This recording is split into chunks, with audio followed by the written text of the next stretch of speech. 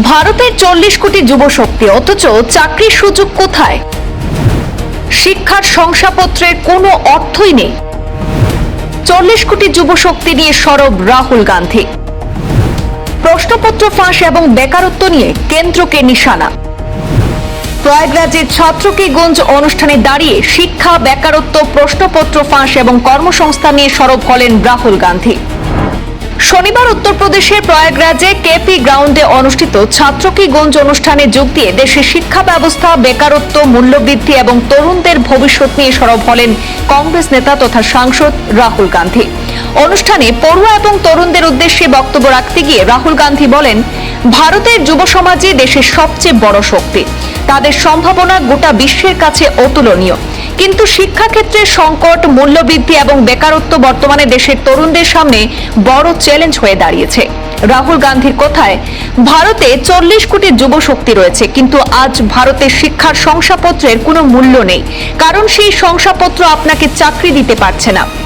দেশে কর্মসংস্থানের সুযোগ নিয়েও কেন্দ্রীয় সরকারকে নিশানা করেছেন তিনি। তার অভিযোগ, নিয়োগের প্রায় সব দরজাই বন্ধ হয়ে রয়েছে। উৎপাদন ক্ষেত্রের অবনতি, ঋণ পাওয়ার ক্ষেত্রে সমস্যা, বিভিন্ন পরীক্ষায় প্রশ্নপত্র ফাঁস এবং চাকরির ক্ষেত্রে কৃত্রিম বুদ্ধিমত্তার প্রভাব তরুণদের সম্ভাবনাকে ক্ষতিগ্রস্ত করছে বলেও দাবি করেছেন রাহুল গান্ধী। সম্প্রতি দেশ জুড়ে পড়ুয়াদের আন্দোলন প্রসঙ্গ উঠে আসে তার বক্তব্যে। রাহুল গান্ধী বলেন, তরুণরা নিজেদের উদ্বেগ এবং আশঙ্কার মুখোমুখি দাঁড়িয়ে অন্ধকারের মধ্যে আলোর পথ তৈরি করেছেন। এর মাধ্যমে দেশের পরিবর্তনেও তারা গুরুত্বপূর্ণ ভূমিকা পালন করেছেন বলে মন্তব্য করেন তিনি। তবে পরিবর্তনের পথে ঘৃণা এবং হিংসার কোনো জায়গা নেই বলেও স্পষ্ট বার্তা দেন রাহুল গান্ধী। তার কথায়, আমরা কখনো ঘৃণা বা হিংসার আশ্রয় নেব না।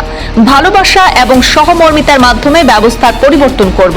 তরুণদের দেশের সবচেয়ে বড় সম্পদ হিসেবে উল্লেখ করে রাহুল গান্ধী বলেন, ভারতে তার মতো 40 কোটি শক্তিশালী তরুণ তরুণী রয়েছেন, এটাই ভারতের আসল শক্তি।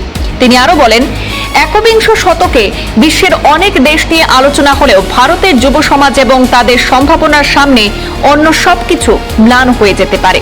রাহুল গান্ধীর দাবি, একবিংশ শতকে একটি দেশের অগ্রগতি মূলত দুটি বিষয়ের উপর নির্ভর করবে: যুব সমাজের সম্ভাবনা এবং তাদের তৈরি করা তথ্য।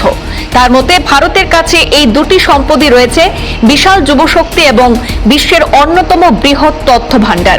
ভবিষ্যতে ভারতের অগ্রগতির মূল চালিকা শক্তি হয়ে উঠবে এই যুব সমাজ এবং তথ্য বলে মন্তব্য করেছেন রাহুল গান্ধী।